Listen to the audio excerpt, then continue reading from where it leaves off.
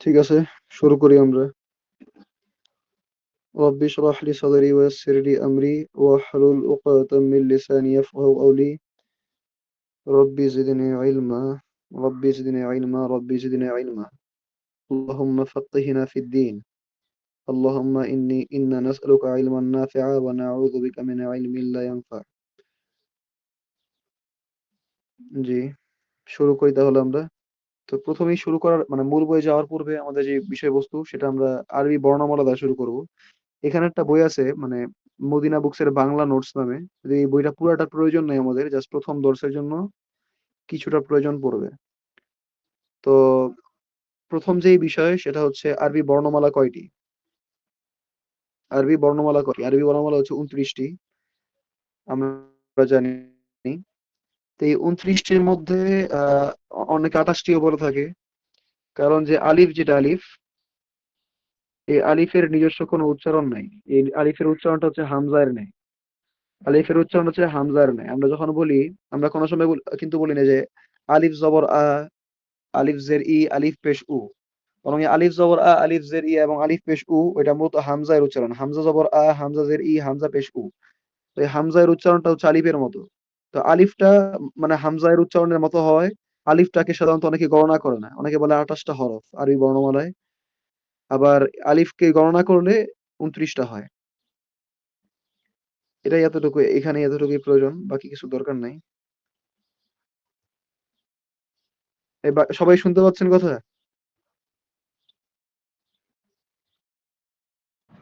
বাকিরা একটু রেসপন্স করেন। হ্যাঁ ভাই, শোনা যাচ্ছে। জি, দ্বিতীয় যেই বিষয় সেটা হচ্ছে স্বরধ্বনি। আচ্ছা, আরেকটা বিষয় হচ্ছে যে আমরা দেখলাম যে হরফ, আরবি বর্ণমালায় 29টা হরফ আছে। তো এই হরফ 29টা বাংলা বর্ণমালায় যেমন বিভিন্ন আহ বাংলা বর্ণমালায় যেমন বর্ণ থাকে, যেমন স্বর, স্বরয়া, হ্রস্ব ই, দীর্ঘ ই, এগুলো যেমন আছে। তো এগুলোর মতো আরবিতে 29টা হরফ। তো বাংলা বর্ণমালার যে বর্ণগুলো আছে, এগুলাকে যেমন একটার সাথে আরেকটাকে যুক্ত করে শব্দ বানানো যায়, আবার সেই শব্দকে একটার পর আরেকটা যুক্ত করে বাক্য বানানো যায়। যেমন আমি যদি বলি যে সরয় আকার যোগ ম যোগ রয়াকার রয়াকার রা, আমরা। তো এখানে সরায়া একটা বর্ণ, ম একটা বর্ণ, আর রয়াকার রা আরেকটা বর্ণ। তো তিনটা বর্ণ মিলে একটা শব্দ হলো আমরা। আবার আমরা যদি আরো এখন যদি এই শব্দের মতো করে স্কুলে, স্কু প্লাস লে স্কুলে, তারপরে যা যোগ রস্বই যাই, আমরা স্কুলে যাই, এমন করে তিনটা শব্দ নিলাম এবং তিনটা শব্দকে একত্রিত করে আমরা বাক্য বানালাম। এই তিনটা শব্দকে একত্রিত করে কি করলাম, আমরা বাক্য বানালাম যে আমরা স্কুলে যাই। তাহলে প্রথমে ছিল বর্ণ, সেই বর্ণ থেকে আমরা বর্ণমালার সমষ্টি নিয়ে বানালাম কি শব্দ। আর সেই শব্দ, কতগুলো শব্দমালার সমষ্টি মিলে হলো কি বাক্য। তো আরবিতেও সেম, আরবিতেও যেমন 29টি হরফ আছে, আরবিতেও যেমন 29টি হরফ আছে। তো 29টি হরফ কি করে, একটা আরেকটার সাথে মিলে মিলে একটা শব্দ গঠন করে। আবার এই সেই শব্দ আবার কতগুলো শব্দের সাথে মিলে একটা বাক্য গঠিত হয়। যেমন এই যে নির্মি যদি আমরা উদাহরণটা দেখি যেমন কফ, আরবি বর্ণমালার একটা বর্ণ। তারপর হচ্ছে লাম, এটাও কি আরবি বর্ণমালার একটা বর্ণ, আরবি হরফের মধ্যে একটা হরফ। এবং মিম, এটাও কি আরবি হরফের মধ্যে একটা হরফ। তো কফ, লাম এবং মিম তিনটা মিলে হলো কি কলম, মানে হাতে আমরা কলম দিয়ে যে লিখি সেই কলম। তো একটা শব্দ গঠিত হলো। তারপরে যে কাফ জের কি, একটা শব্দ, একটা শব্দ না, একটা বর্ণ। এই যে কাফ জের কি, তারপরে হচ্ছে আরে তারপরে হচ্ছে তা জবর তা, তারপরে এটা হচ্ছে আলিফ, খালি আলিফ, তারপর হচ্ছে বা। এই চারটা বর্ণমালা মিলে কি হলো, চারটা বর্ণ মিলে হলো কিতাবুন, একটা শব্দ। তো আবার এই কিতাবুন, এটা একটা শব্দ। আবার হাদা আরেকটা শব্দ। হাদা যদিও এখানে এই মুহূর্তে দেওয়া নাই, আমরা যদি লিখি আর কি, যে এমন করে লিখতে পারি আমরা, হাদা, এটা হচ্ছে হা, হা এর উপর একটা খাড়া জবর, আর জাল আলিফ জবর যা, হাদা। তো হাদা একটা শব্দ, আর কিতাবুন আরেকটা শব্দ। তো এখানে দুইটা শব্দ মিলে একটা বাক্য গঠিত হলো যে হাদা কিতাবুন, এটি একটি কিতাব। তো বাংলা বর্ণমালায় যেভাবে চলে বর্ণ থেকে শব্দ, শব্দ থেকে বাক্য, আরবিতেও সেম। বর্ণ থেকে শব্দ, শব্দ থেকে বাক্য। এবং নিচের উদাহরণগুলো সেম। এই যে নিচের উদাহরণগুলো রসুল, ইয়াউম, বাহার, এই সবগুলা কি সেম। মসজিদ, মিম, সিন, জিম, দাল মিলে মসজিদ। তা রসুল, র, সিন, ওয়াও, লাম, রসুল মিলে মিলে বাক্য হচ্ছে, শব্দ হচ্ছে। যে এর পরবর্তী যে বিষয় সেটা হচ্ছে হরকত। দ্বিতীয় যেই বিষয় সেটা হচ্ছে হরকত। তো বাংলায় হরকতের যেই অনুবাদ করা হয় সেটা হচ্ছে স্বরধ্বনি। সেটা হচ্ছে কি স্বরধ্বনি। বাংলায় আমরা স্বরধ্বনি, ব্যঞ্জন ধ্বনি পড়ি। তো আরবিতে এটাকে বলা হয় স্বরধ্বনি, হরকতকে বলা হয় স্বরধ্বনি। আমরা জানি যে কায়দা যারা পড়েছি ছোটবেলায়, তারা জানি যে জবর, জের এবং পেশকে হরকত বলা হয়। জবর, জের এবং পেশকে কি বলে? হরকত বলা হয়। জবর, জের এবং পেশ।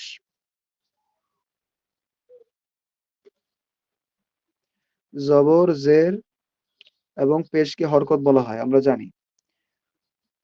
তো আবার এই জবর, জের, পেশ যখন একের জায়গায় একাধিক হয়, যখন দুই জবর হয়, দুই জের হয় বা দুই পেশ হয়, তখন সেটাকে আমরা বলি কি? তানভিন বলি, তানভিন।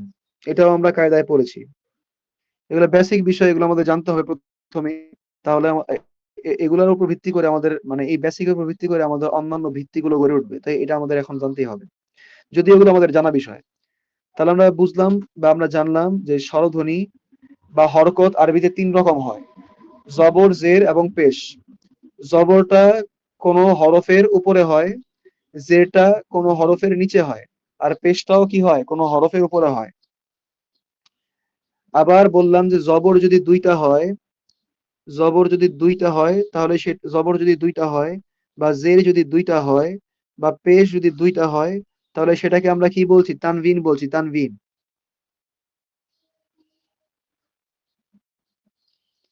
তানভিন বলছি, তানভিন।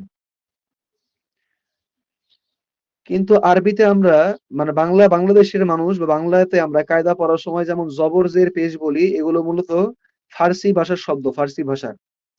এগুলা ফার্সি ভাষা থেকে আসছে, কিন্তু আরবিতে এগুলোর জন্য ভিন্ন নাম আছে। আরবিতে এই তিনটা হরকতের জন্য ভিন্ন ভিন্ন নাম আছে। যেমন জবর, এই জবরকে বলা হয় কি? এই যে ফাতহা, এই যে আমি মার্ক করে দিচ্ছি গোল করে, জবরকে বলা হয় কি? ফাতহা। ফাতহা, জবরকে বলা হয় ফাতহা। তারপরে জেরকে বলা হয় কাসরা, এই যে কাসরা। জেরকে বলা হয়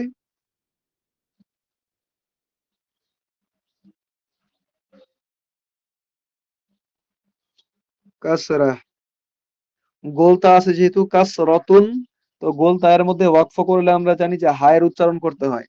তাই আমরা এই শেষে বাংলা লেখার সময় একটা হ লিখলাম, কাসরাহ, ফাতহাহ, এখানে একটা হ লিখতে পারি, ফাতহাহ। আর পেশ যেটা, পেশের আরবি নাম হচ্ছে কি? দম্মা। পেশের আরবি নাম কি? দম্মা, দম্মা।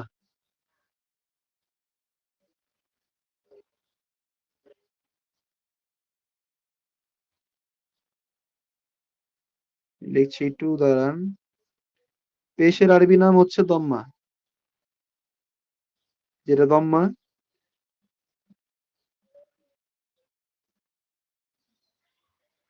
পেশের আরবি নাম হচ্ছে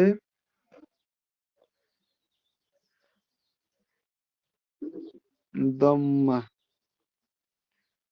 তাহলে আমরা শিখলাম যে আরবিতে স্বরধ্বনি তিন প্রকার, যেটাকে আমরা ছোটবেলা বা আমরা কায়দা পড়ার সময় যেটাকে জবর, জের, পেশ বলি, সেটা হচ্ছে মূলত ফার্সি ভাষার শব্দ। তো জবর, জের, পেশ এগুলোর ভিন্ন নাম আছে আরবিতে। সেটা হচ্ছে কি? জবরকে বলা হয় ফাতহা, জবরকে বলা হয় কি? ফাতহা। আর জেরকে বলা হয় কাসরা। আর পেশকে বলা হয় দম্মা। ফাতহা, দম্মা, ফাতহা, কাসরা, দম্মা। ফাতহা, কাসরা, দম্মা। ফাতহা, কাসরা, দম্মা। আর যেই কোনো হরফের মধ্যে, যদি কোনো হরফের মধ্যে এই ফাতহা, দম্মা, কাসরা, জবর, জের, পেশ, এই তিনটা হরকতের একটা হরকতও না থাকে, একটা হরকতও না থাকে, তাহলে সেখানে বুঝতে হবে কি? সাকিন আছে, সাকিন। সেখানে বুঝতে হবে কি সাকিন আছে, সাকিন। আর সাকিনকে যে চিহ্ন দ্বারা প্রকাশ করা হয় সেটা দুই রকমের চিহ্ন, একটা হতে পারে এমন তির্যক চিহ্ন, মাথার উপর একটা তির্যক চিহ্ন থাকবে, অথবা একটা গোল চিহ্ন থাকবে এরকম। এটা তির্যক চিহ্ন থাকবে অথবা একটা গোল চিহ্ন থাকবে। যেমন আমরা যদি উদাহরণ দেই,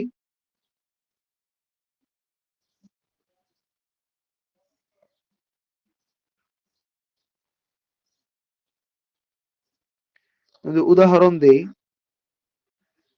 যেমন বাইতুন,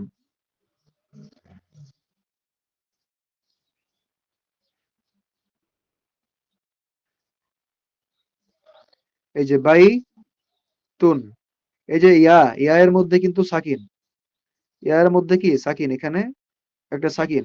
অথবা এটাকে এইভাবে প্রকাশ করা যায়, বাইতুন, বাইতুন। এটা গোল চিহ্ন দিয়েছি, একটু মানে এবড়ো থেবড়ো হয়ে গেছে, এটা বুঝে নিলেন। এখানে যে এমন একটা চিহ্ন হবে, এমন গোল চিহ্ন, রাউন্ড, এই যে এখানে দেখা যাচ্ছে রাউন্ড, এই যে উপরের মাথার মধ্যে গোল চিহ্ন দেওয়া। তারপরে এই যে সুকুন লেখা, সুকুন, সুকুনের মধ্যেও কি ওয়াও এর মধ্যে একটা গোল চিহ্ন দেওয়া। তো এই গোল চিহ্নটাকে বলা হয় কি সাকিন বা সুকুন। তো কোন হরফের মধ্যে যদি জবর জের পেশ অর্থাৎ ফাতহা দম্মা কাসরা, ফাতহা দম্মা কাসরা এই তিনটার একটাও না থাকে, তখন বুঝতে হবে সেখানে সাকিন আছে। যদি আমি লিখতাম বাইতুন, আমি আবার লিখতেছি বাইতুন,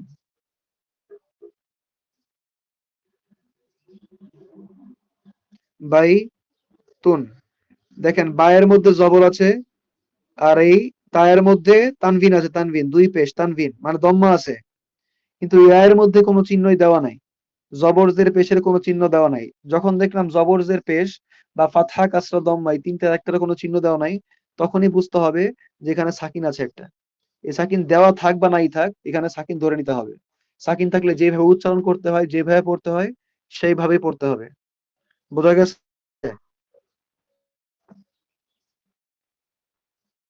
রেসপন্স করেন আপনারা।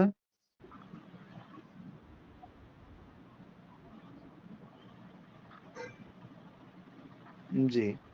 আর এখানে যে বিষয়টা বললাম যে ফাতহা দম্মা, ফাতহা কাসরা দম্মা, জবর জের পেশ, সেটা এক পেশি হোক বা দুই পেশি হোক, এক জবরি হোক বা দুই জবরি হোক, এক জেরি হোক বা দুই জেরি হোক, সর্বাবস্থায় এদের নাম কিন্তু এটাই থাকবে। এমন না যে এক জবর আছে তো এখন নাম হচ্ছে ফাতহা, কিন্তু দুই জবর হলে এর নাম ফাতহা হবে না, না এটাও ফাতহা। কিন্তু এটাকে আমরা মূলত তানভিন বলি আর কি, মানে পারিভাষিক ভাবে তানভিন বলি, কিন্তু এটাকে মূলত ফাতহাই বলা হবে। কারণ এটার মূল সোর্স তো হচ্ছে কি ওই মানে ফাতহার উপর মানে এই জবরের উপর ভিত্তি করে তৈরি। দুইটা জবর মিলে তানভিন হইছে, আবার দুইটা জের মিলে এখানেও তানভিন হইছে, এবং দুইটা পেশ মিলেও তানভিন হইছে। কিন্তু মূল সোর্সটা কি ছিল বা মূল উৎসটা কি ছিল, যে দুইটাই ছিল পেশ, একটা পেশ একটা পেশ, দুইটা পেশ মিললো, মিলে কি হলো, তানভিন হলো। তো ওই যে পেশ ছিল, ওই পেশের উপর ভিত্তি করে এদের নাম যা তাই হবে। ফাতহা কাসরা দম্মা, ওই ফাতহা কাসরা দম্মার নামই থাকবে।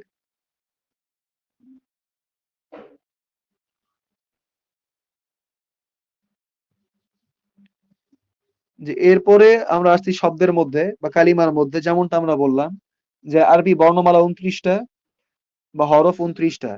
সেই হরফগুলোর মধ্যে প্রত্যেকটা সেপারেটলি একটা একটা হরফ, আবার প্রত্যেকটা হরফের সাথে একটা আরেকটার সাথে মিলে একটা শব্দ গঠন করতে পারে। তো এই শব্দের বিষয়টা এখন আসবে, কালিমা, এই যে কালিমার বিষয়টা এখন আসবে, যে কতগুলো শব্দ মিলে, কতগুলো হরফ মিলে, কতগুলো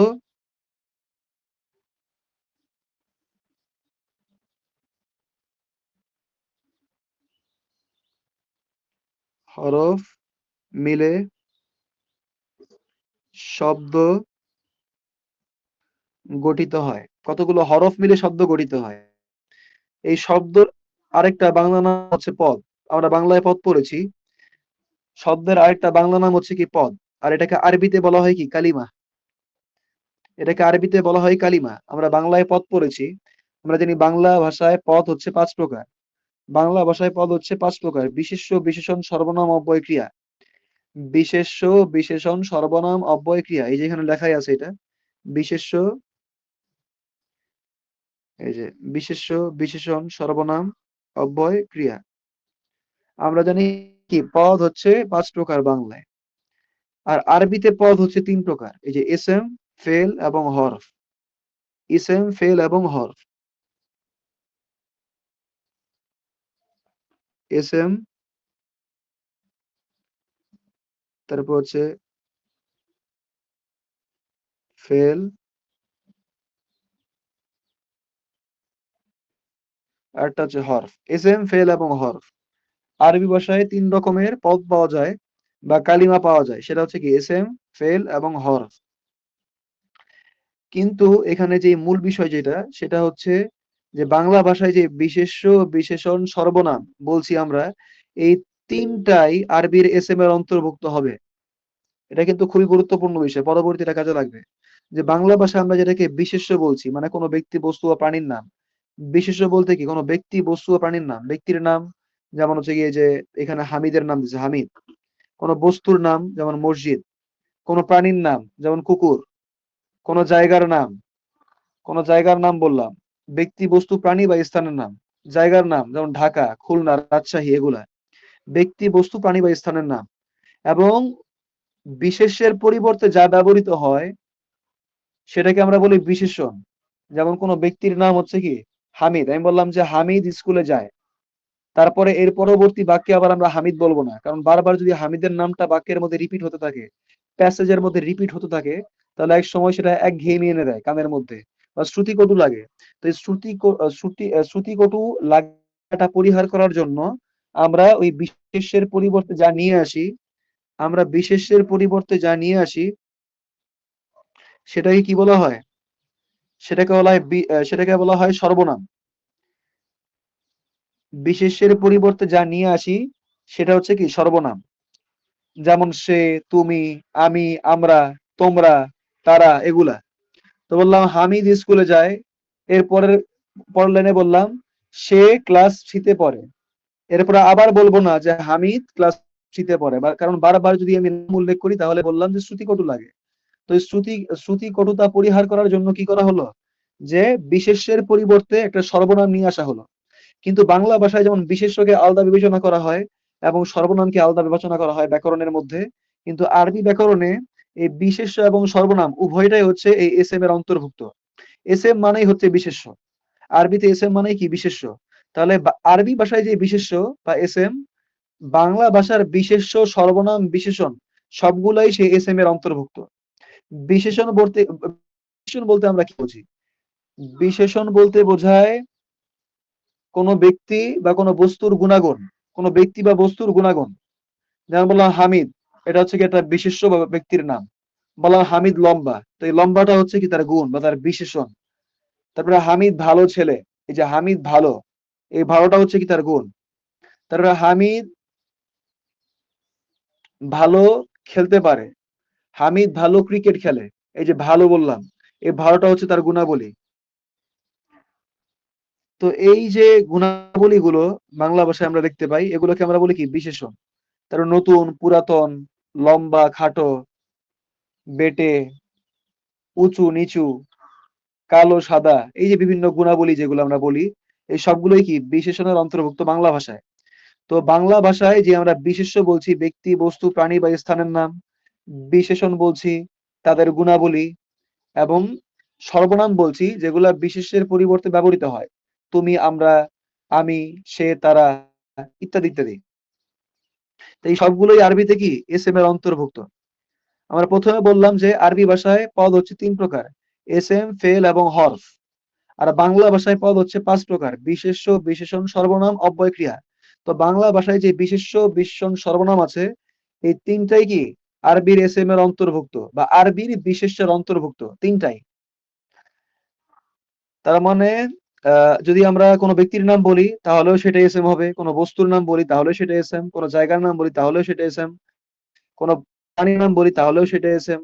তারপরে কোনো গুণাগুণ বললাম নতুন, তাহলেও সেটা এসএম এর অন্তর্ভুক্ত। বললাম পুরাতন, তাহলেও সেটা কি এসএম এর অন্তর্ভুক্ত। তারপরে সর্বনাম বললাম তুমি, সেটাও এসএম এর অন্তর্ভুক্ত। বললাম আমি, এটাও এসএম এর অন্তর্ভুক্ত। বললাম আমরা, এটাও এসএম এর অন্তর্ভুক্ত। মানে যত প্রকার সর্বনাম, যত প্রকার বিশেষণ বাংলা ভাষায় পাওয়া যাবে, যত প্রকার বিশেষ্য বাংলা ভাষায় পাওয়া যাবে, এবং আরবিতেও যা পাওয়া যাবে, আরবিতেও এগুলো প্রকাশ করার জন্য যেই যেই প্রকার শব্দগুলো ব্যবহার করা হয় সকল প্রকার শব্দ এসএম এর অন্তর্ভুক্ত হবে।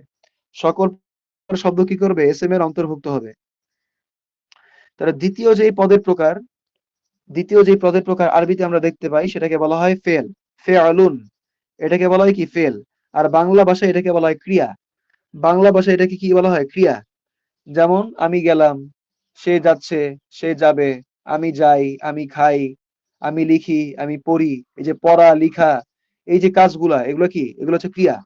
মানে কাজ সম্পাদন হওয়া বোঝাচ্ছে। সেটা হতে পারে অতীতকাল, হতে পারে ভবিষ্যৎকাল, হতে পারে বর্তমানকাল, হতে পারে অতীতকাল, হতে পারে বর্তমানকাল, হতে পারে ভবিষ্যৎকাল। যেই কালই হোক না কেন, সেই সকল কালই কি? ক্রিয়া অন্তর্ভুক্ত। কারণ এখানে কাজ সম্পাদন হচ্ছে। এখানে সকল কালের মধ্যে কি? কাজ সম্পাদন হচ্ছে। আমি যাচ্ছি, যাচ্ছি মানে এখন যাচ্ছি, যাব, আগামীতে যাব, গিয়েছিলাম, পূর্বে গিয়েছি। এখানে কিন্তু কালের ভিত্তিতে এই ফেল গুলো কি হলো, বা এই যে ক্রিয়াগুলো কি ভিন্ন ভিন্ন হয়ে গেল। যাচ্ছি, যাব, গিয়েছিলাম। কিন্তু যাচ্ছি, যাব, গিয়েছিলাম কাদের উপর ভিত্তি করে পার্থক্য হলেও এগুলো সবগুলোই কি ক্রিয়ার অন্তর্ভুক্ত। কারণ এখানে কাজ হওয়া বা কাজ সম্পাদন হওয়া প্রকাশ করছে। একটা অতীতে, একটা বর্তমানে, একটা ভবিষ্যতে। এবং তৃতীয় যেই বিষয় সেটা হচ্ছে হরফ, বা তৃতীয় যেই পদ আরবিতে সেটাকে বলা হয় হরফ। এবং বাংলায় এটাকে বলা হয় কি? অব্যয়। বাংলায় এটাকে বলা হয় কি? অব্যয়। অব্যয় বা ইংলিশে এটাকে বলা হয় কনজাংশন। ইংলিশে কি বলা হয়? এটা কনজাংশন। মানে দুইটা শব্দকে বা দুইটা বাক্যকে সংযুক্ত করে। দুইটা শব্দকে বা দুইটা বাক্যকে কি করে? সংযুক্ত করে। বা কোনো বাক্যের বা কোনো শব্দের যদি কোনো অস্পষ্ট অর্থ থাকে, বা অর্থ পরিপূর্ণ হচ্ছে না, তখন এইসব শব্দাবলী এসে সেটাই কি করে? সেই শব্দকে বা সেই বাক্যকে কি করে? পরিপূর্ণ করে। একটা পূর্ণাঙ্গ অর্থ দেয়। যেমন অব্যয় বা কনজাংশন বলতে আমরা ওয়াও বুঝি, ওয়া। আরবিতে এটাকে বলা হয় ওয়া। আর বাংলাতে এটাকে বলা হয় এবং। যেমন আমি যদি বলি যে আল্লাহু ওয়া রাসূলুহু আ'লাম। সাহাবীদের যখন কোনো বিষয় না জানতেন, যখন রাসূল সাল্লাল্লাহু আলাইহি ওয়াসাল্লাম তাদেরকে জিজ্ঞেস করতেন যে, "তোমরা কি এটা জানো? বা তোমরা কি জানো সবথেকে উত্তম আমল কোনটা?" তখন তারা কি বলতো? যে, "আল্লাহু ওয়া রাসূলুহু আ'লাম।" যে আল্লাহ এবং তার রাসূলই ভালো জানে। যে আল্লাহু, আল্লাহ, ওয়া, এই যে ওয়া আসছে, ওয়াটা হচ্ছে এবং। আল্লাহ এবং তার রাসূল। ওয়া রাসূলুহু, তার রাসূল ভালো জানেন। আ'লাম, অধিক অধিক জ্ঞানী বা অধিক জ্ঞাত এই বিষয়ে। তাহলে আল্লাহু ওয়া রাসূলুহু। তারপরে আমরা যখন শাহাদাত বাক্য পাঠ করি, আশহাদু আল্লা ইলাহা ইল্লাল্লাহ ওয়া আন্না মুহাম্মাদান রাসূলুল্লাহ। এই যে ওয়া আন্না মুহাম্মাদান, এই ওয়াটা হচ্ছে কি? দুইটা বাক্যকে সংযুক্ত করলো। আশহাদু আল্লা ইলাহা ইল্লাল্লাহ, আমি সাক্ষ্য দিচ্ছি আল্লাহ ছাড়া কোনো হক ইলা নাই। তারপরে ওয়া আনলাম, ওয়াটা হচ্ছে কি? কনজাংশন বা এবং। তারপরে বললাম ওয়া আন্না মুহাম্মাদান রাসূলুল্লাহ, ওয়া আন্না মুহাম্মাদান রাসূলুল্লাহ, এবং আমি আরো সাক্ষ্য দিচ্ছি যে মুহাম্মদ সাল্লাল্লাহু আলাইহি সাল্লাম আল্লাহর রাসূল। তো দুইটা বাক্যকে সংযুক্ত করার জন্য কি আনলাম? এখানে ওয়াও নিয়ে আসলাম, বা অব্যয় নিয়ে আসলাম, বা কনজাংশন নিয়ে আসলাম, যেটাকে আরবিতে আমরা বলছি হরফ। আবার যখন বললাম আল্লাহু ওয়া রাসূলুহু, তখন আল্লাহ একটা শব্দ আর রাসূলুহু আরেকটা শব্দ। দুইটা ভিন্ন ভিন্ন শব্দকে একত্রিত করার জন্য ওয়াও নিয়ে আসলাম। বোঝা গেছে? জি ভাই।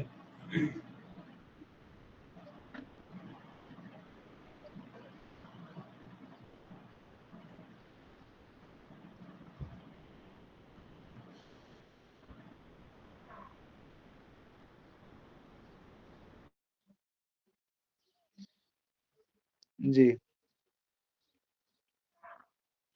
এরপরে আহ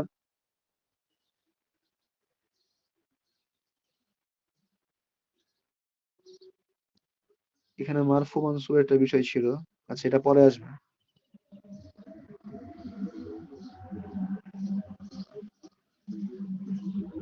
আচ্ছা, এটাতে আমরা আগে যাই। আমরা এসএম পড়লাম, এই যে আমরা এখন পদ পড়লাম, কিন্তু যে আরবিতে পদ তিন প্রকার: এসএম, ফেল এবং হরফ। আমরা আরবিতে পদ পড়লাম এসএম, ফেল এবং হরফ। এখন আমাদের আলোচনার বিষয়বস্তু হচ্ছে এসএম। আমরা এসএম নিয়ে আলোচনা করব। ফেল এবং হরফ এই দুটাকে বাদ, এই দুইটা আলোচনা এখন নাই। এই দুইটা আলোচনার বিষয়বস্তু এই মুহূর্তে না, এই দুইটা পরে। এখন আমরা শুধু এসএম নিয়ে আলোচনা করব। এসএম, শুধু এসএম নিয়ে আলোচনা করব। এসএম, এসএম বলতে আমরা কি বললাম? যে বাংলায় বিশেষ্য, বিশেষণ, সর্বনাম তিনটাই এর অন্তর্ভুক্ত। এখন এই যে এসএম আমরা বললাম, বা বিশেষ্য বিশেষণ সর্বনাম, এগুলা এই এসএম গুলো, এগুলোর শেষ অক্ষরে হরকতের পরিবর্তন হয়। আমরা প্রথমে পড়েছি যে আরবিতে হরকত বা স্বরধ্বনি ৩ প্রকার। আমরা যেটাকে জবর জের পেশ বলি, আরবিতে সেটাকে কি বলা হয়? ফাতহা, কাসরা এবং দম্মা। ফাতহা, কাসরা এবং দম্মা। তো এই ফাতহা, কাসরা এবং দম্মা কোন এসএম এর শেষ হরফে হবে। এই ফাতহা, কাসরা এবং দম্মা একটা এসএম এর শেষ হরফে হবে। আমরা আগেই বলেছি পদ ৩ প্রকার, এসএম, ফেল এবং হরফ আরবিতে। ফেল এবং হরফ আমাদের আলোচনার বিষয়বস্তু এই মুহূর্তে না। শুধুমাত্র এসএম হচ্ছে আমাদের আলোচনার বিষয়বস্তু।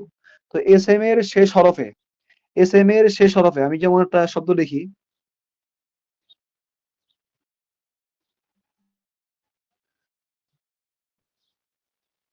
যেমন এই যে বাইত, বাইত লিখলাম। বাইত বলে ওয়াকফ করে দিলাম এখানে। মানে সাকিন করে ওয়াকফ করলাম বাইত। তো এখানে ওয়াকফ করলাম ঠিক আছে, কিন্তু যদি ওয়াকফ না করি তাহলে তো এটাকে মিলায়া পড়তে হবে। তো এটা মিলায়া পড়তে গেলে শেষ হরফে কি থাকবে? শেষ হরফে কি থাকবে? জবর থাকবে, জের থাকবে নাকি পেশ থাকবে? মূলত সাধারণ অবস্থায় কোন হরফের শেষ হরফে কি থাকে? পেশ থাকে। কোন হরফের শেষ হরফে কি থাকে? পেশই থাকে। সেটা হতে পারে এক পেশ, হতে পারে দুই পেশ। কারণ আমরা জানি যে পেশ দুই রকমের হয়। পেশ বা দম্মা, যেটাকে আমরা আরবিতে কি বলি? দম্মা, সেটা দুই রকমের হয়। এক পেশ হলে এটাকে পেশি বলি বা দম্মা বলি। আর দুই পেশ হলে তার নামটা পরিবর্তন হয়ে আমরা কি বলি? তানভিন বলি, তানভিন।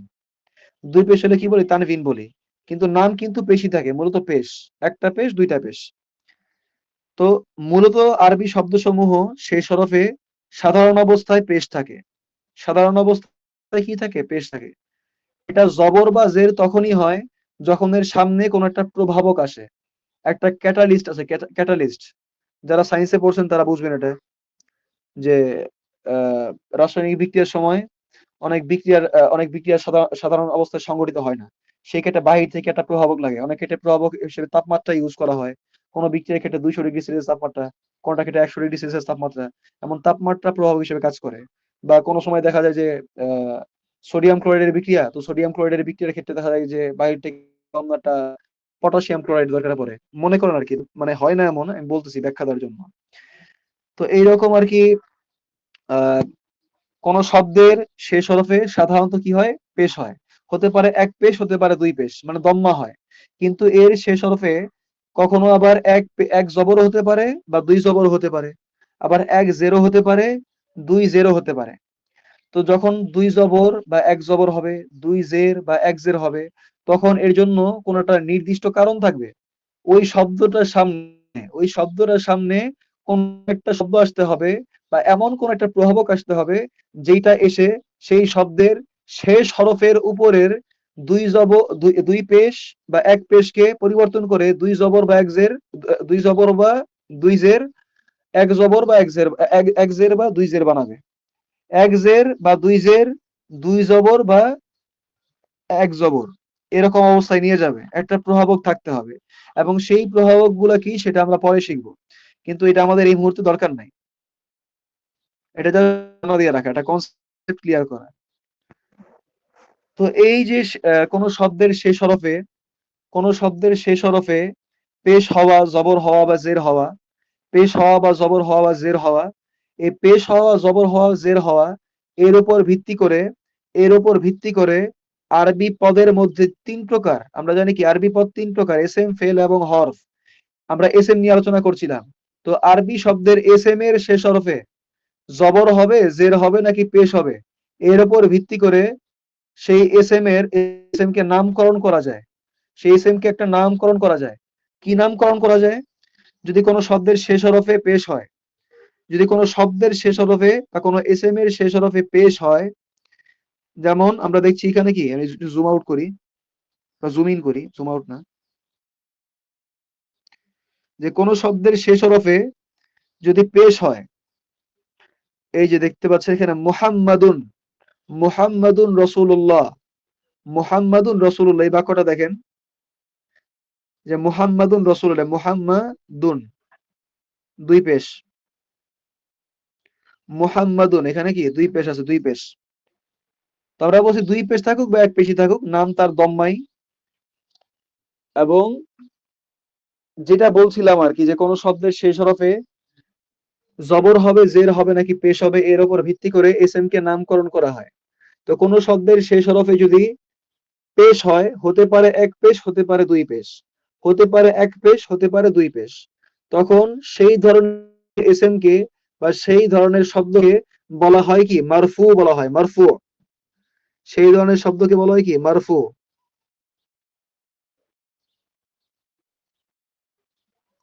সেই ধরনের শব্দকে কি বলা হয়, মারফু।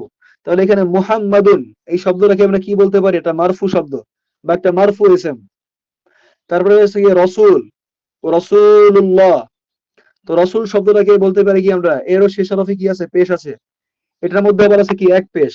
আমরা এই বলছি কিন্তু যে দুই পেশ হতে পারে, এক পেশ হতে পারে। দুই পেশ হোক বা এক পেশি হোক, উভয় অবস্থায় নাম হচ্ছে দম্মা আরবিতে। এবং দুই পেশি হোক বা এক পেশি হোক, যে অবস্থায় থাকুক না কেন শব্দটা, সেই শব্দটাকে কি বলবো, মারফু বলবো। মারফু শব্দ বা মারফু এসএম, মারফু এসএম। কথা বোঝা যাচ্ছে? কি বুঝা আছে?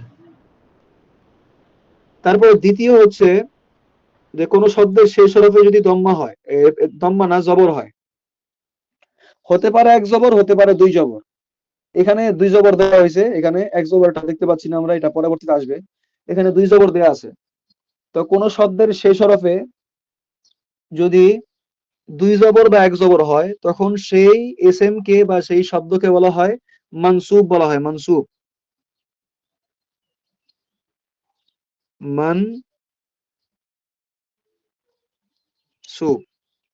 সেই শব্দকে কি বলা হয়, মানসুব। কোন শব্দের শেষ হরফে দুই জবর বা এক জবর হলে সেই শব্দকে কি বলা হয়, মানসুব। আর যদি কোনো শব্দের শেষ হরফে দুই জবর বা দুই জের বা এক জের হয়, যেমন এখানে মুহাম্মাদিন, আল্লাহুম্মা সাল্লি আলা মুহাম্মাদিন, আমরা যে দরুদ পড়ি, আল্লাহুম্মা সাল্লি আলা মুহাম্মাদিন ওয়া আলা আলি মুহাম্মাদিন, এই যে মুহাম্মাদিন। তো কোন শব্দের শেষ হরফে যদি কি হয়, দুই জের বা এক জের হয়, দুই জের বা এক জের হয়, সেটা ক্ষেত্র বিশেষে ভিন্ন হয়। কোন সময় দুই জের হতে পারে, কোন সময় এক জের হতে পারে। যখন দুই জের বা এক জের হয়, তখন সেই শব্দকে বা সেই এসএম কে কি বলা হয়, তখন সেই শব্দকে বা ইসমকে বলা হয় মাজরুর।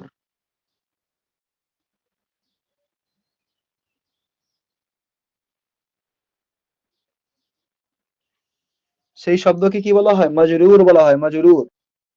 তাই আমরা বুঝলাম যে কোন শব্দের শেষ হরফে যদি পেশ হয়, তাহলে সেটাকে বলা হয় মারফু। যদি জবর হয় তাহলে বলা হয় মানসুব। আর জের হয় তাহলে তাকে বলা হয় মাজরুর। আর এই যে নামগুলো আছে, যে ফাতহাকে বলা হয়, এই জবরকে বলা হয় ফাতহা, তারপরে জেরকে বলা হয় কাসরা, আর এই পেশকে বলা হয় দম্মা, এই নামগুলো আপনারা মুখস্থ করে রাখবেন। এই নামগুলো আপনারা মুখস্থ করে ফেলবেন। এবং শেষ হরফে কি হলে কি নামকরণ করা হয় সেটাও মুখস্থ করবেন। এখানে যেমন এই যে মুহাম্মাদুন, শেষ হরফে পেশ আছে, এটাকে বলছি মারফু। তো মারফুর যদি আমরা বাংলা অনুবাদ করি, তা সাধারণত এটা পারিভাষিক বা একটা ইস্তেলাহ, এটা পরিভাষাগত অর্থ। তাই এটাকে অনুবাদ সাধারণত করা হয় না, কিন্তু মারফু যদি বলা হয়, তাহলে আমরা বলতে পারি যে পেশপ্রাপ্ত হরফ, পেশপ্রাপ্ত শব্দ বা পেশপ্রাপ্ত হরফ। বাংলায় কি বলতে পারি, পেশপ্রাপ্ত হরফ বা পেশপ্রাপ্ত শব্দ। আর যদি শেষ হরফে জবর থাকে, দুই জবর বা এক জবর, তখন সেটাকে বলি মানসুব। মানে জবরপ্রাপ্ত শব্দ, জবরপ্রাপ্ত শব্দ বা ফাতহা প্রাপ্ত শব্দ, আরবিতে ফাতহা বলা হয়। আর যদি জের হয়, এক জের বা দুই জের হতে পারে, তাহলে সেটাকে বলি মাজরুর। মানে জের প্রাপ্ত শব্দ, জের প্রাপ্ত শব্দ শেষ হরফে বা শেষ হরফে, বা কোন শব্দের শেষ হরফে জের প্রাপ্ত শব্দ। বোঝা গেছে? জি। বাকিরা শুনতে পাচ্ছেন?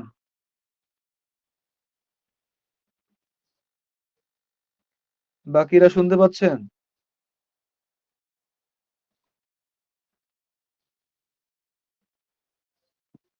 আচ্ছা, আমরা একটু নোটসে যাই।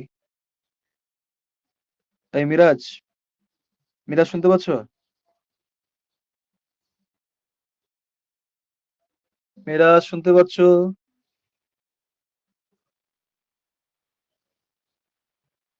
হ্যালো?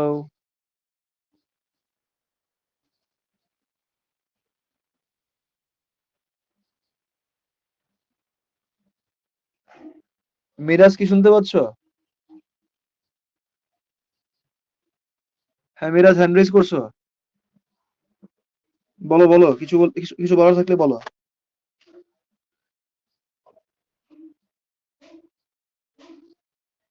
বাকিরা শুনতে পাচ্ছেন? জালাল ভাই, ইফতেখার ভাই, তারপর সবাই আরমান জি। ভাই, নাবিল। জি জি জি।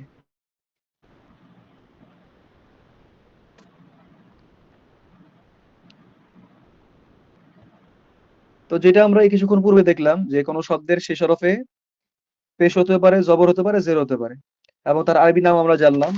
এবং আমরা বলেছি যে কোনো শব্দের শেষ হরফে এক পেশ হতে পারে, দুই পেশ হতে পারে, আবার দুই জবর হতে পারে, এক জবর হতে পারে, দুই জের হতে পারে, এক জেরও হতে পারে। এখন কখন একটা হবে, কখন দুইটা হবে, কখন একটা হবে, কখন দুইটা হবে, সেটা হচ্ছে আমরা এখন জানবো। নর্মাল একটা শব্দ নিব। নর্মাল একটা শব্দ নিচ্ছি আমরা প্রথমে।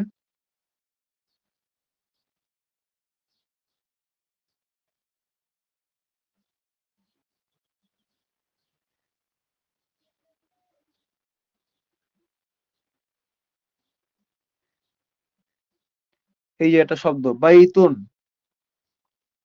এবং এরই আরেকটা শব্দ বা আরেকটা ভার্সন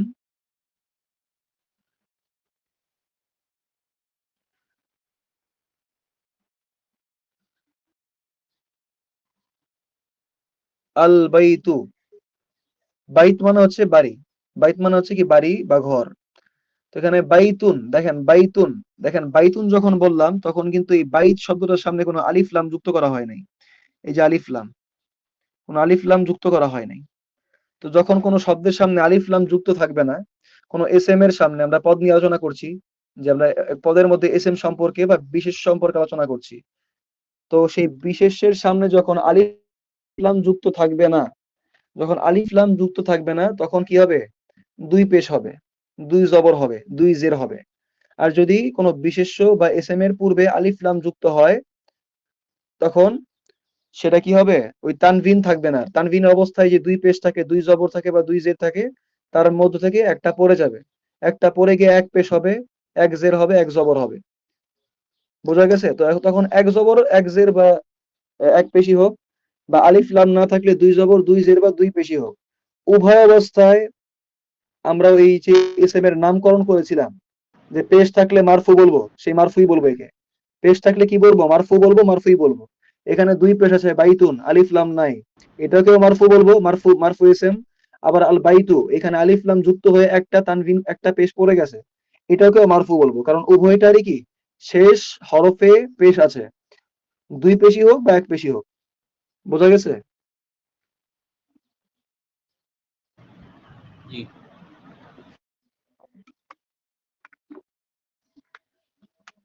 এখন একটা হচ্ছে অনুবাদের বিষয়, যে এখানে যখন দুই পেশ থাকে, দুই জবর আর এক জবরের যে বিষয়, আর দুই জের বা এক জেরের যে বিষয়টা পরবর্তীতে আসবে, এটা আমাদের এখন জানা দরকার নেই। তো এটা হচ্ছে কি একদম মূল ফর্ম, কি বলে এটাকে,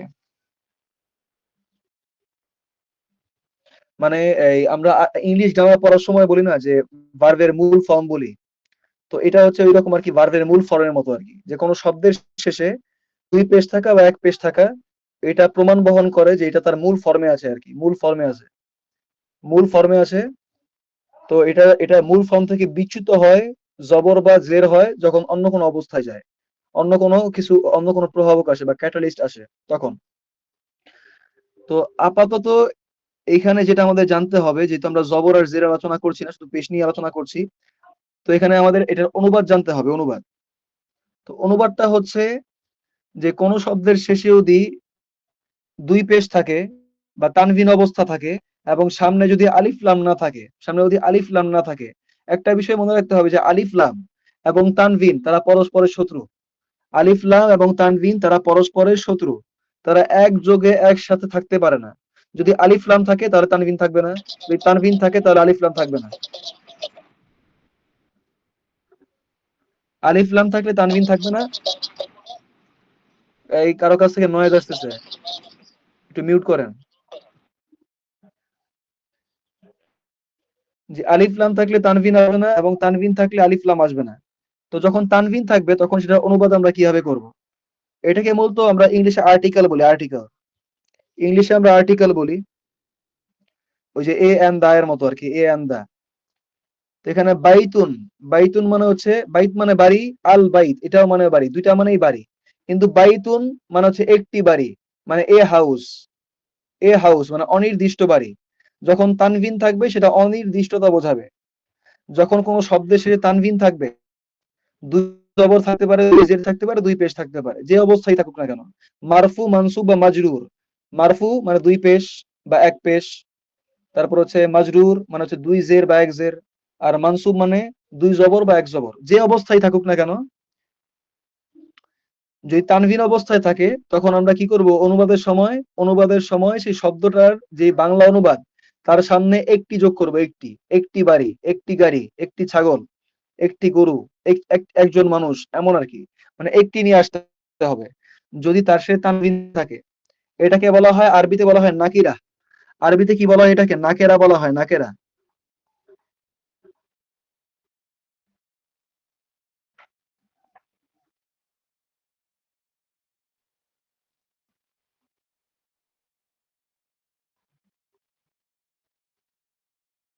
আরবিতে এটাকে বলা হয় নাকিরা বা অনির্দিষ্টতা জ্ঞাপক এসএম, অনির্দিষ্টতা বাচক বা অনির্দিষ্টতা জ্ঞাপক বিশেষ্য বা এসএম, অনির্দিষ্টতা বাচক বিশেষ্য এসএম। তো নাকিরা, নাকিরা মানে হচ্ছে অনির্দিষ্ট। নাকেরা মানে কি? অনির্দিষ্ট, অনির্দিষ্ট। তাহলে এই বাইতুন বলতে আমরা কি বলবো? একটি বাড়ি বলবো, একটি বাড়ি মানে এ হাউস, এ হাউস একটি বাড়ি, আর্টিকেল, এটা মনে রাখতে হবে। আর যখন বলবো যে আল বাইতু, তখন এটা হচ্ছে নির্দিষ্ট বাড়ি, দা হাউস বাড়িটি, শেষে একটা টি যুক্ত হবে। যখনই আল যুক্ত হবে কোনো শব্দের সাথে, তখনই সেই শব্দের বাংলা অনুবাদের পর সেই শব্দের শেষে একটি টি যুক্ত হবে। আর যখনই কোনো শব্দের সামনে আলিফ লাম থাকবে না, শেষে তানভিন থাকবে, তখনই তার অনুবাদের সময় সেই শব্দ করে বাংলায় তার সামনে একটি, তার সামনে একটি শব্দ যুক্ত করব, একটি, একটি যুক্ত করব, একটি বাড়ি। আর এটা হচ্ছে বাড়িটি, আল বাইতু। একটা হচ্ছে এ হাউস আর একটা হচ্ছে দা হাউস। আর এই যে এটাকে বলা হয় নির্দিষ্টতা জ্ঞাপক। যখন আলিফ লাম যুক্ত হয়ে যায় এটাকে বলে নির্দিষ্ট হওয়া বা নির্দিষ্টতা জ্ঞাপক এসএম বা বিশেষ্য। নির্দিষ্টতা জ্ঞাপক এসএম বা বিশেষ্য,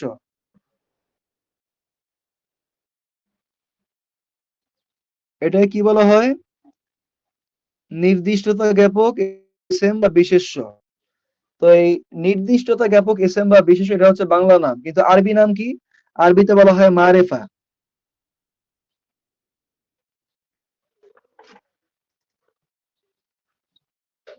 আরবিতে এটাকে কি বলা হয়? মারেফা,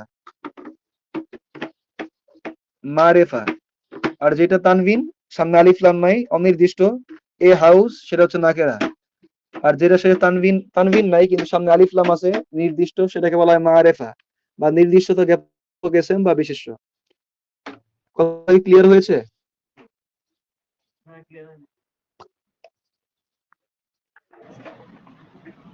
কি হয় বুঝতে পেরেছি। এটা কি বোঝা গেল?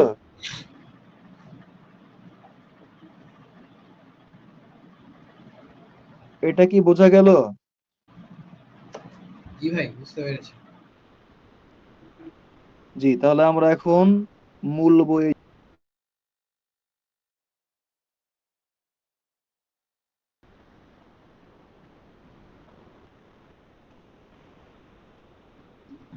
কথা শোনা যাচ্ছে? জি ভাই শোনা যাচ্ছে। হ্যাঁ, ভুলে ভুলে কেটে দিয়েছিলাম আর কি। যাই হোক,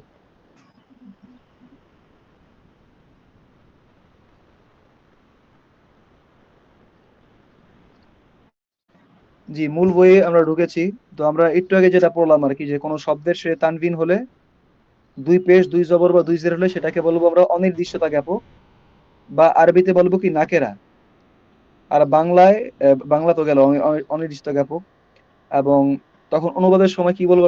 বাংলায় অনুবাদ করলে কি বলবো? যে একটি বাড়ি, একটি গাড়ি, একটি মসজিদ, একটি ঘর, এমন করে বলবো আর কি। তো এখানে আমরা দেখতে পাচ্ছি বাইতুন, এই যে বাইতুন শব্দ, যে বাইতুন শেষে দুই পেশ আছে, তার মানে কি এটা অনির্দিষ্টতা জ্ঞাপক। সামনে কিন্তু আলিফ লাম নাই, সামনে আলিফ লাম নাই। তো এটা অনির্দিষ্টতা জ্ঞাপক, আলিফ লাম এখন আসবেও না, আরো দুই তিন চারটার পরে আসবে। তো আলিফ লাম নাই, তাহলে কি অনির্দিষ্টতা জ্ঞাপক শব্দ। তাহলে এটার অনুবাদ কি করব, একটি বাড়ি। আর হাদা, হাদা হচ্ছে ইসমুল ইশারা, এই যে লিখেছি আমরা ইসমুল ইশারা। ইসমুল ইশারা, এসএম মানে আমরা আগেই জেনেছি বিশেষ্য, আর ইশারা মানে হচ্ছে ইশারা করা। তাহলে ইসমুল ইশারা মানে কি, ইশারাবাচক, ইশারাবাচক বিশেষ্য, ইশারাবাচক বিশেষ্য, বা এটাকে আবার বলা হয় ইশারাবাচক সর্বনাম। এটাই হচ্ছে অ্যাপ্রোপ্রিয়েট নেম, যে ইশারাবাচক সর্বনাম। আর ইশারাবাচক বিশেষ্য বলতে পারি, কোনো সমস্যা নাই, কিন্তু মূলত বলা হয় ইশারাবাচক সর্বনাম। তো হাদা, হাদা হচ্ছে ইশারাবাচক সর্বনাম, এটা ইশারা করতে ব্যবহৃত হয়। আবার এই ইশারাবাচক সর্বনামের মধ্যে আবার দুইটা ভাগ আছে, একটা হচ্ছে স্ত্রীদের জন্য ব্যবহৃত হয়, একটা হচ্ছে পুরুষদের জন্য ব্যবহৃত হয়। আবার আরেকটা ভাগ আছে, সেটা হচ্ছে কাছের বস্তুর ক্ষেত্রে ব্যবহৃত হয়, আর দূরের বস্তুর ক্ষেত্রে ব্যবহৃত হয়। তো এখন যেটা আমরা দেখছি হাদা, এটা নিকটবর্তী পুরুষের দিকে ইঙ্গিত করতে ব্যবহৃত হয়, নিকটবর্তী পুরুষের দিকে ইঙ্গিত করতে ব্যবহৃত হয়। আবারও বলছি, নিকটবর্তী পুরুষবাচক শব্দ বা পুরুষবাচক কোনো কিছু বোঝানোর সময় নিকটবর্তী কোনো কিছু বোঝানোর জন্য এটা ব্যবহৃত হয়। তো হাদা, এটা হচ্ছে ইসমুল ইশারা। আর এর অনুবাদ হচ্ছে, এর অনুবাদ করার সময় বাংলায় বলবো কি, এটি, ইহা বা এটি, ইহা বা এটি বলবো, ইহা বা এটি।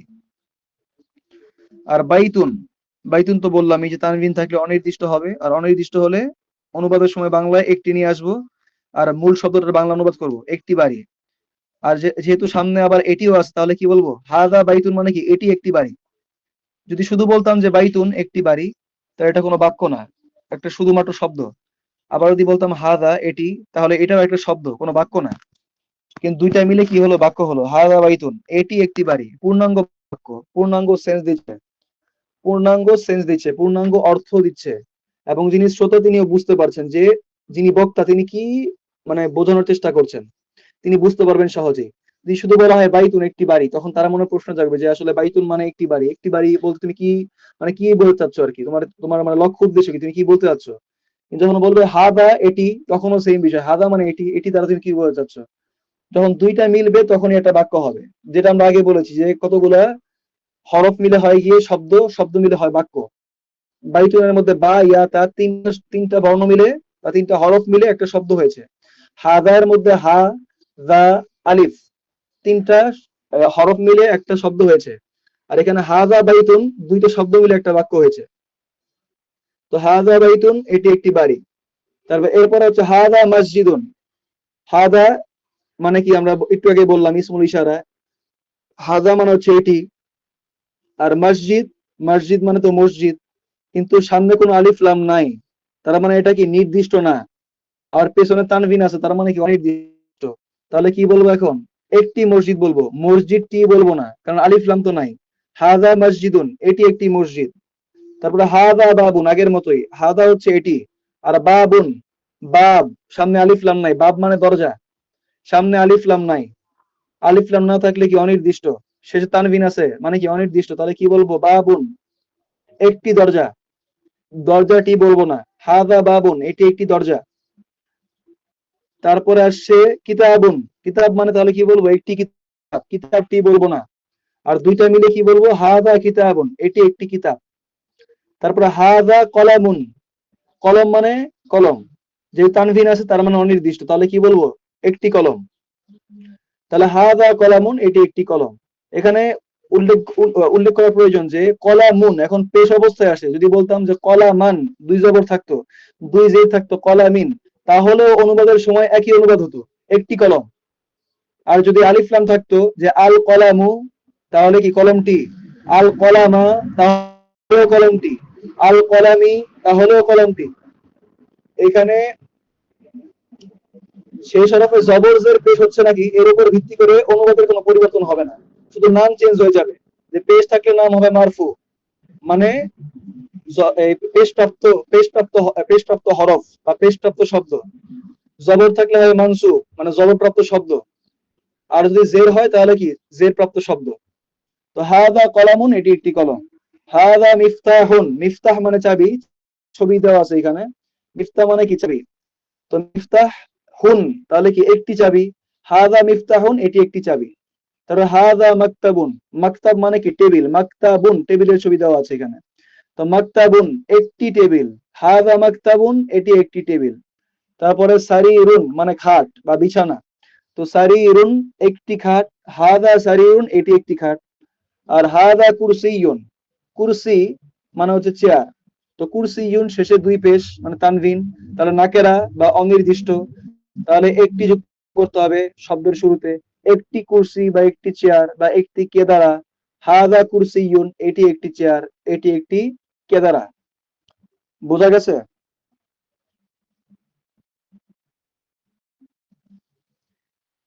জি, তাহলে আজকে আমরা এখানেই শেষ করবো, আর বাকিটা আমরা আগামীকালকে পড়বো। আর আজকে যা পড়ানো হয়েছে ওগুলো একটু মানে মানে মনে রাখার চেষ্টা করবেন। আর ক্লাস করার সময় যদি মানে কারো অ্যাবিলিটি থাকে আর কি, যে ক্লাস করতে করতে নোট করার কারো দক্ষতা থাকে আর কি, যে ক্লাস শুনছে শুনছে বা পড়ছে, পাশাপাশি নোটও করতে পারে আস্তে আস্তে, তাহলে করতে পারে ইচ্ছা করলে। আর যদি নোট করতে না পারে তাহলে আপনি যা যা পড়েছেন সেগুলো একটু মানে অ্যাক্টিভ রিকল করবেন আর কি মাথা থেকে, বা যা যা এখন শুনলেন বুঝলেন তা একটু অ্যাক্টিভ রিকল করবেন। আর যদি তা না পারেন তাহলে ওই যে আমাদের এখানে মেরাজ আছে, মিরাজ, তো মিরাজের কাছে ওই ভিডিও গুলা ওর কাছে থাকবে আর কি, ও রেকর্ডিং করেছে হয়তো বা ভিডিও, তো ওই রেকর্ডিং ওর কাছে থাকবে। আর ওই রেকর্ডিং পরবর্তীতে কারো দরকার পড়লে যে আমি বুঝতে পারছি না তখন সেই রেকর্ডিং দিয়ে দেওয়া হবে।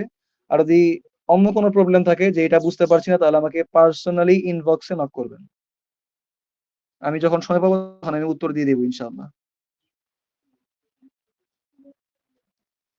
জি, তাহলে আজকের মতো এখানেই শেষ।